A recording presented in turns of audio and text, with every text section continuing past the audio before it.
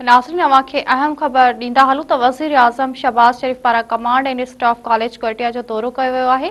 वज़ीर आज़म शहबाज शरीफ़ फैकल्टी तरबियत याफ़्ता ऑफिसरनि खे ख़िताब कंदे क़ौमी ख़ुदमुख़्तियारी जे तहफ़्फ़ुज़ अमन ऐं इस्तिकाम लाइ पाक फ़ौज जे किरदार खे साराहियो आहे। वज़ीर आज़म शहबाज शरीफ़ वतन जे दिफ़ा लाइ पंहिंजी जाननि जा नज़राना ॾींदड़ ऑफिसरनि ऐं फ़ौजी जवाननि जी क़ुर्बानी ते ख़राज अक़ीदत पेश पिणु कयो।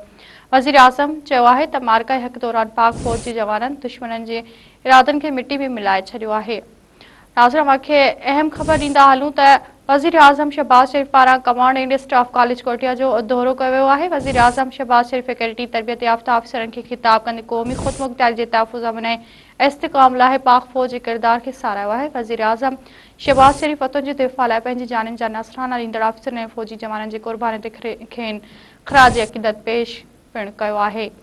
वज़ीर आज़म चयो आहे त मार्के हक़ दौरान पाक फ़ौज जे जवाननि दुश्मननि जे इरादनि खे मिटी में मिलाए छॾियो आहे।